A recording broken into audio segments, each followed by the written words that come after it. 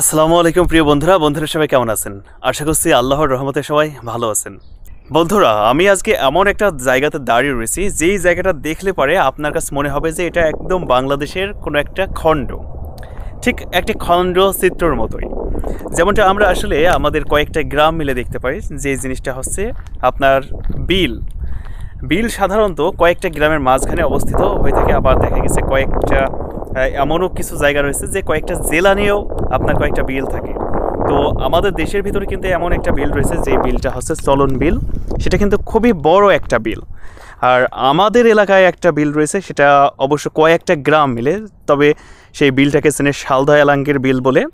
তো অনেকগুলো গ্রাম মিলেই কিন্তু সেই বিলটা, যেমন এদিকে আপনি যদি আনন্দবাজার ধরেন, বেয়ার ধরেন, তো সে যা হোক, ঠিক ওই রকমের একটা এরিয়াতে আজকে আমি ঘুরতে ঘুরতে এসেছি, যেটা হচ্ছে দেখুন যে দারুণ একটা বিলের সিনারি কিন্তু আমি এই মুহূর্তে দেখতে পাচ্ছি।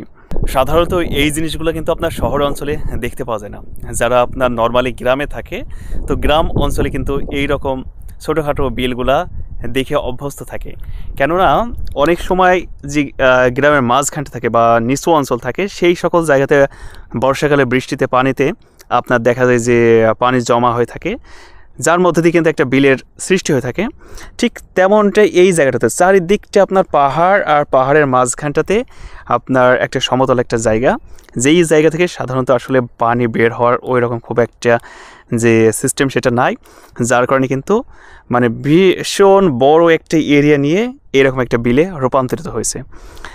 এখানে কিন্তু অনেকগুলো আপনার বিদেশি যে আপনার পানকৌড়ি, তারপরে এই যে ভিলভিলি পাখি, তারপরে রাজহাঁস পাখি, ওইগুলো কিন্তু অনেক দূরটাতে দেখতে পাওয়া যাচ্ছে, অসংখ্য। তবে একটা মজার ব্যাপার, মানে এই জায়গাটা একদমই নির্জন, একদমই নির্জন। আপনারা দেখুন যে এই জায়গাটাতে কিন্তু কোনো লোকজন নাই। তো সেই কারণে আসলে আমি এই জায়গাটা খুব একটা বেশিক্ষণ থাকবো না। মানে গ্রাম থেকে কমসে কম 2-5 কিলোমিটার দূরে আমি কিন্তু একদম সরু একটা পথ দিয়ে আসছি। সাধারণত নর্মালি এমন আমি রাস্তাও দেখতে পাই না। আমি রাস্তাটা একটু দেখাই, তাহলে বুঝতে পারবেন যে কী অবস্থা। আর এইটা হচ্ছে আপনার চিকন একটা ক্যানাল বয়ে গেছে, ঠিক আছে। এই যে রাস্তাটা দেখুন, যে একটা গাড়ির জন্য শুধুমাত্র রাস্তা, ঠিক আছে, একদম সনসনি রাস্তা। সাধারণত পর্তুগালে যত জায়গায় গিয়েছি 2 লেনের রাস্তা হয়ে থাকে। ওই যে দেখুন একটা গাড়ি আসছে, ওই গাড়িটাই শুধুমাত্র মানে যাওয়ার মতো গাড়ি, ঠিক আছে। তো মানে এখানে খুব একটা বেশিক্ষণ সেফ না জায়গাটা। তো আমার মনে হয় এখান থেকে চলে যাওয়াই সব থেকে বেস্ট হয়।